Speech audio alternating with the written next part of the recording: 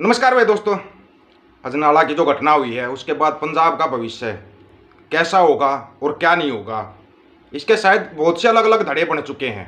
अभी आप फिलहाल की स्थिति को देखोगे, मोहाली में मोर्चा लगा हुआ है, बुरगाड़ी मोर्चा लगा हुआ है, फिर अजनाला में लग गया, अलग अलग मोर्चे। क्या बात है, पंजाब में सिर्फ मोर्चे लगाने के लिए रह गए क्या? मोर्चे लगाने के लिए रह गए क्या?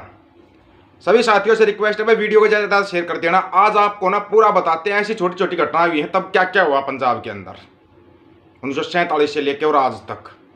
1947 में जब देश आज़ाद हुआ था, पंजाब का एक बहुत बड़ा हिस्सा पाकिस्तान में चला गया था, बिल्कुल छोटा सा रह गया था पंजाब। उसके बाद 1955 में पंजाब में मोर्चों की शुरुआत हो गई थी। 1955 से, ये मत समझना कि अभी 2020, 21 या 19 से लगने में मोर्चे लगने शुरू हो गए थे। 1955 में पंजाब का पानी लूटा गया।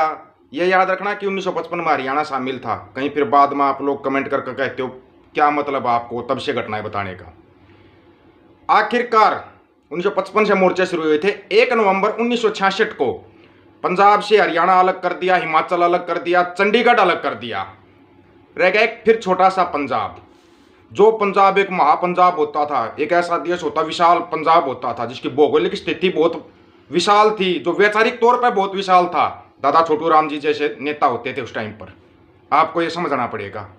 उस विशाल पंजाब को के अंदर है ना, जैसे अभी एक छोटी घटना हुई ना, एक छोटी सी घटना हुई थी 13 अप्रैल 1978 को। 13 अप्रैल 1978 को बैसाखी वाले दिन जो निरंकारी गुरवचन था बाबा, वो अपना समागम रखता अमृतसर के अंदर।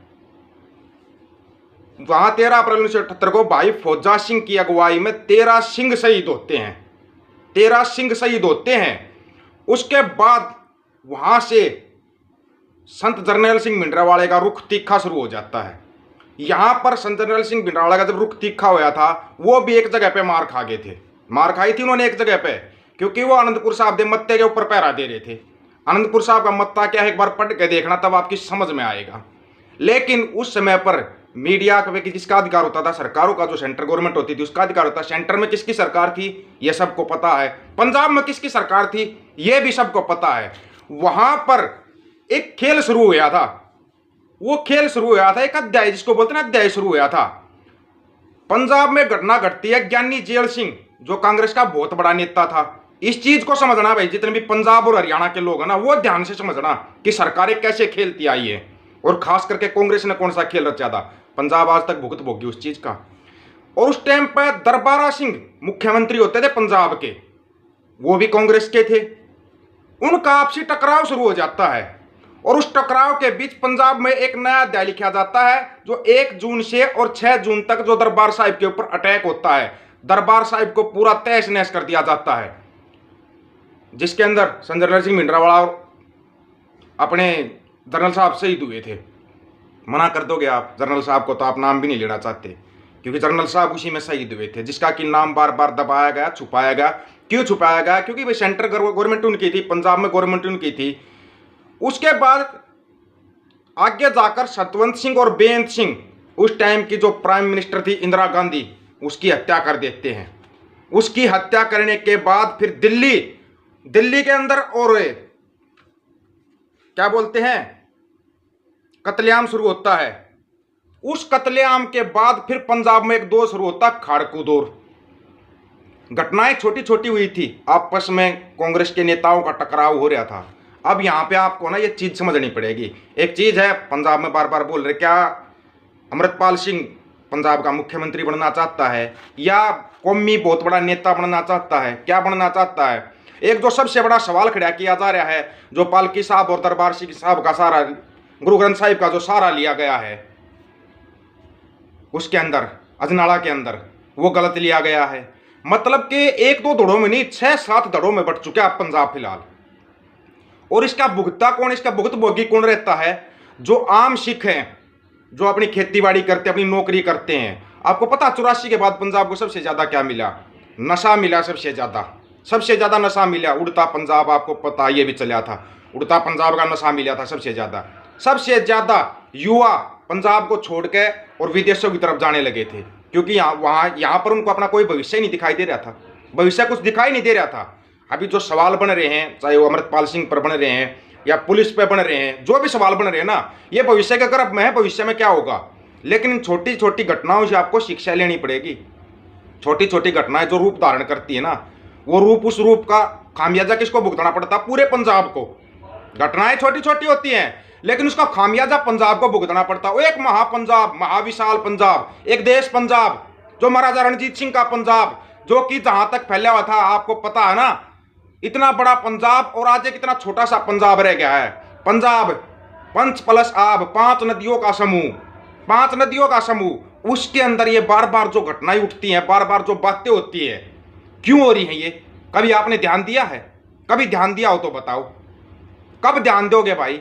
आम सिख इसकी तरफ ध्यान तो देना चाहता है, लेकिन वो सोचता ठीक है, नेता जो कर रहे हैं, करते नेता ही हैं, चाहे वो पंजाब हो, हरियाणा हो, उत्तर प्रदेश हो। हरियाणा में क्या 2016 में दंगे आम लोगों ने शुरू किए थे ना? वो नेताओं की चाल थी, उन्होंने 2016 में हरियाणा को जलवाया था। वो जलवा के अपनी राजनीतिक रोटियां सेक गए। ना सेकी हो तो बता दो, बना के सरकार। ऐसे ही पंजाब में हो रहा है। तो आप सोचते हो कि छोटी छोटी घटनाएं हो रही हैं, छोटी छोटी घटनाएं नहीं हो रही, ये आगे जाकर बहुत विशाल रूप धारण करेंगी, और इसके अंदर पूरी की पूरी राजनीति चली हुई है। राजनीति, सेंट्रल गवर्नमेंट कुछ नहीं बोल रही किसी को, पंजाब की गवर्नमेंट किसी को कुछ नहीं बोल रही। हाँ, जो पुलिस वाले ने जो जवाब दिया, कभी सुना आपने? जो पंजाब के बड़े अफसर ने जो जवाब दिया पुलिस वाले ने, कि बोले हम अपने बाप पर कैसे हाथ उठाएं? सबको पता गुरु ग्रंथ साहिब की क्या है, गुरु ग्रंथ साहिब की जो पालकी साहब जो निकालते हैं ना, पुलिस वाले क्या सिंह नहीं है क्या? वो कैसे आगे आ जाएंगे? उसके कैसे रोक देंगे? उसको रोक सकते हैं अगर गुरु ग्रंथ साहिब की आप निकालते हो तो उसको रोक देगा कोई? आर्मी भी नहीं रोकेगी उसको। तो ये सबको पता है।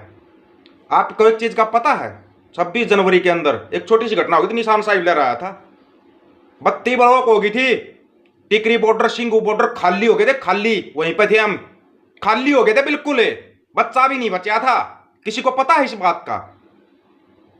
और ना तो वहां पर तिरंगा को भी नहीं उतारा गया, तिरंगा अपना ऊपर लहरा रहा था, लेकिन सिर्फ निशान साहिब का झंडा ही लहराया था खाली।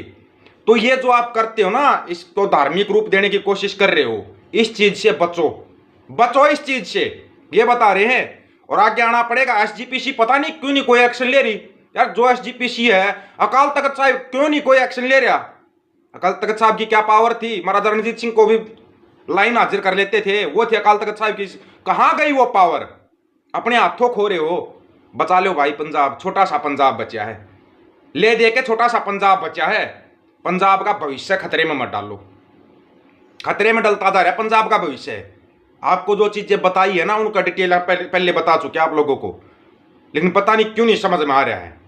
शांतिपूर्वक मोहाली के अंदर धरना चला हुआ, आप लोग वहां तो नहीं जा रहे, वहां पहुंचो ना, उस धरने में पहुंचो। शांतिपूर्वक जो चल रहा है, आप शांतिपूर्वक कहीं पर भी धरना दे सकते हो।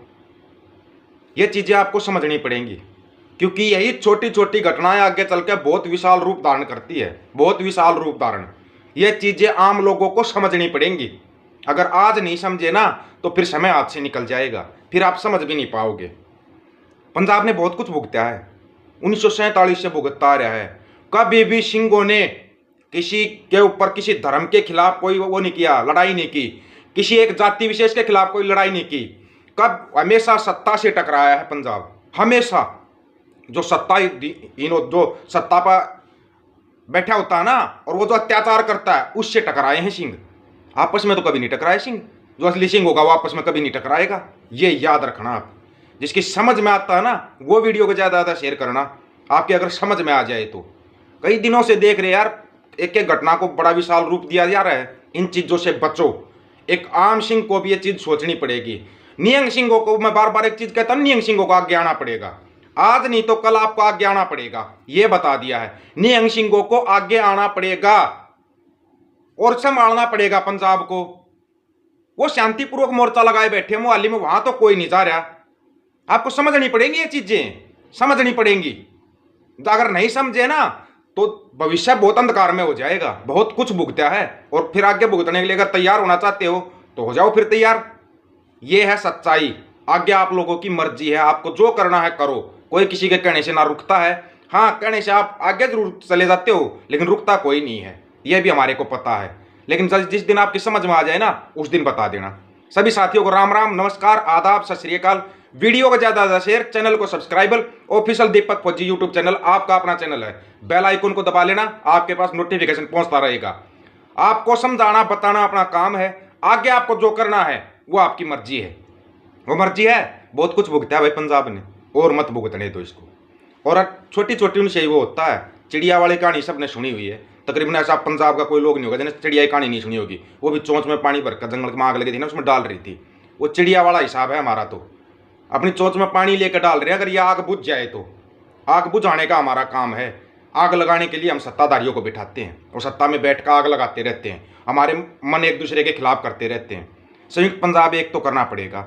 आज समझ में आ जाएगा ठीक, कर नहीं समझ में आएगा, जितना लेट समझोगे उतना ही ज़्यादा नुकसान होगा। एकता करने की बात करो भाई, तोड़ने की बात मत करो। तोड़ने की बात नुकसान देती है हमेशा। जिस दिन समझ में आ जाए बता देना, मोबाइल नंबर का आपको पता है, कॉल करके बता देना कि हमारा ये समझ में आया है। वाहेगुरु जी का खालसा, वाहेगुरु जी की फतेह।